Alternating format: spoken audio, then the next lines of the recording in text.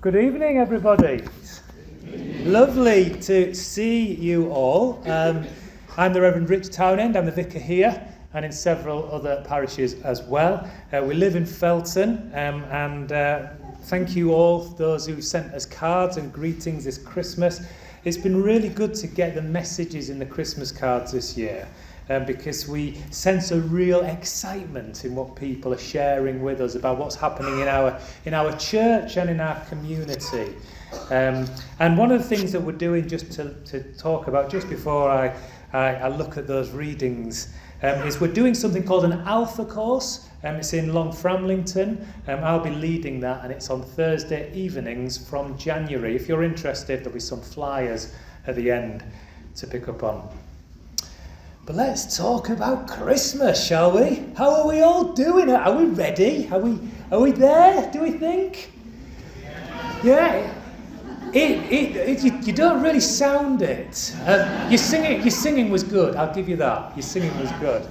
It's great to see such a full church, and that you've all turned out to church as the start of your Christmas celebrations. And to those at the back, hello. To those behind me, hello. Got to be careful, I don't want to fall out. That would be a disaster, wouldn't it, if I fell out of the pulpit? It always comes as a surprise at this point, but Christmas hasn't actually started yet. We are still in Advent. And Advent is the season of watching and waiting. And I always start Advent thinking, I'm going to spend lots of time just praying and being with people and just being with God. But the confession that I've got to make is I haven't done too much watching and waiting this Advent. Have you? I mean, it's so wonderfully hectic, isn't it? There's all these different things to cram in. The Christmas shopping, the supermarket trip. That's fun, isn't it? I can see some nods now, yeah. Christmas Eve in the suit. In fact, it's probably quieter now, isn't it? And how about those festive trips that we all love? The trip to see Santa. The trip to see the Phoenix window in Newcastle. Yeah, I can see some nods. It's a bit like a bingo, isn't it, of all the things that we do at Christmas. How about the festive trip to the pub? Yeah, some of you might be doing that after this. Or perhaps the theatre, because we're very cultured up here, aren't we? So there's lots of different things that we do. And then parents, we've got parents of children at school here. Many parents here? Here's some things for you. All those things that the schools throw at you at this time of the year. The Christmas jumper day, the Christmas party day, the Christmas fair, the Christmas play. Phew, it just goes on, all the different things that you've got to remember to take in with your children. And then there's all the cards and the presents and all the visits to the family. And then finally, a few years ago, came that little bundle of mischief that just about pushed parents over the edge. That's right, it's the elf on a shelf. Oh, yeah. And then there's Christmas Day itself. And what a day Christmas Day is. And if you have children, I was one of 4 boys. Well, we would go to church as a family. But before we do that on Christmas morning, we'd open our presents. Every last one of them. And it was carnage. And as a parent, now I see my children doing exactly the same thing. But now I have much more sympathy for my mum and the part she played in that. Because I've taken on her role in wandering around slightly bewildered with a bin bag, trying in vain to gather all the discarded wrapping paper. Anyone else do that? Is that anyone else's job as well? Yeah, I can see some hands up.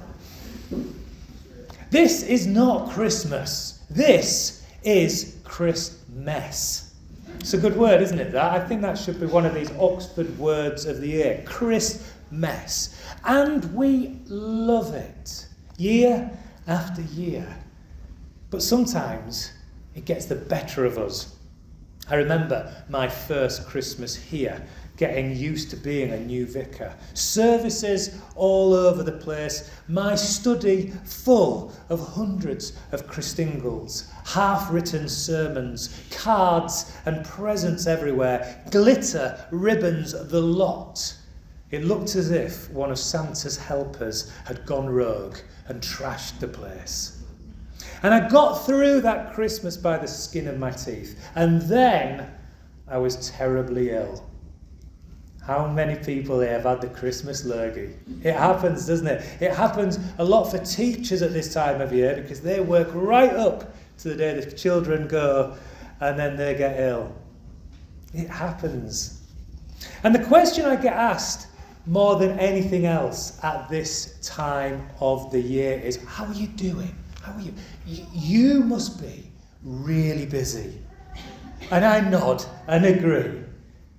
But in my heart, I actually wish I could say, no, I'm not busy. I'm not busy. Because actually, Jesus is calling us to something quite different. Now, you might be wondering if we got the readings wrong. That reading that we had a few moments ago that Alison brought to us, that wasn't the Christmas story. There were no shepherds or kings or donkeys, and Jesus was grown up. Well, that's not Christmas. But if we're truly to understand Christmas, if you are to experience the joy of Christmas, then you need to understand what the baby became and why that matters for you today. Because the miracle of Christmas came in that God sent Christ down as an infant, born in fragile humanity.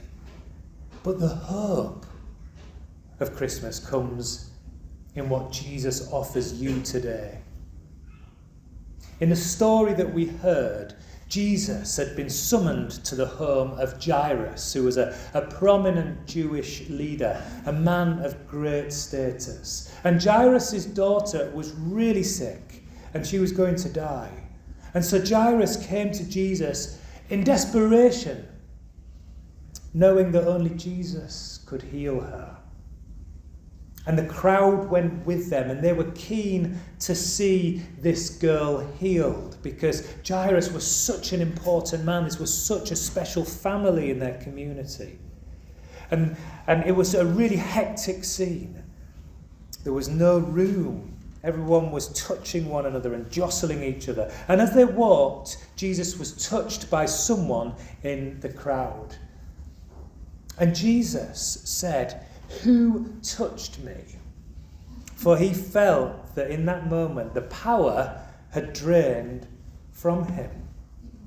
And the crowd cleared, and a woman with internal bleeding cowered on the floor. This woman of no status, of no power, someone who was shunned because of her illness in that culture. A woman who was not important to anyone. But she was important to Jesus. And the crowd demanded Jesus to leave this woman and hurry on. Why has he stopped, they thought. But Jesus stopped in his tracks. He stopped doing the urgent task and instead did what was most important in that moment. And if you want to know what happened, spoiler alert, the daughter of the synagogue leader was also restored. But the crowd demanded that Jesus move on as they thought they knew what was most important. But Jesus stopped. In our busy lives, and this is not just Christmas, this is all the time, perhaps that's what we need to sometimes hear as well. Jesus stopped, as he so frequently did. The Gospels tell us that he would often infuriate people because he would withdraw to a quiet place alone to pray. He rarely did what was expected. He was never in a hurry, but he was always on time. Jesus offers you something very different to today's culture, where everything is on demand. Everything, it seems, needs an instant response. Every email or text or WhatsApp. And with television as well on demand, you have literally thousands of titles to choose from at your fingertips. And if you're anything like me, you still can't find anything that you want to watch. But perhaps if we're to take a leaf out of Jesus' book, we need to be more on standby and not on demand. Jesus didn't go to where he was asked. He went to where he was needed. And I wonder if that's what Jesus is calling us to this Christmas. I wonder if he's telling us it's okay to say no. It's okay to stop and pause. It's okay to divert our priorities away from the things that people say are important and look instead to what God says is important. It's hard to live in this way because our world demands busyness and productivity. I hear so often people in the media saying that the church in this country will struggle unless it makes itself more relevant to the culture and society around it. But actually the truth is quite the opposite. Society should make itself more relevant to Jesus. Jesus offers you a way off the treadmill of anxiety and stress and the feeling of never quite being enough. Jesus calls you to a different way. Now, I'm not saying don't enjoy Christmas. Far from it. I am so excited for Christmas. And this is a time of great joy and a time of celebrating with family and friends and those people who have come up to see you who you've not seen for a long, long time. It's a time for enjoying those things that make Christmas so magical. This is such a holy, magical night.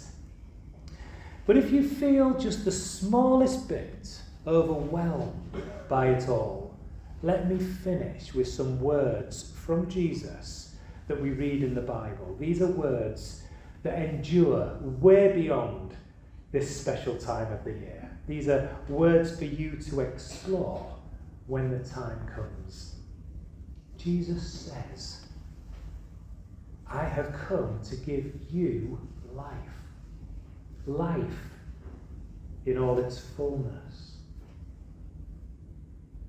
And Jesus says, peace I give to you. My peace I leave with you. I do not give as the world gives. And finally, Jesus says, come to me, all who are weary and heavy laden, and I will give you rest. That is the promise of Jesus. The promise that takes us through the joyous Christmas to experience the true joy of Christmas this day and every day. And I pray that you know his peace and his affirming love for you on this holy night.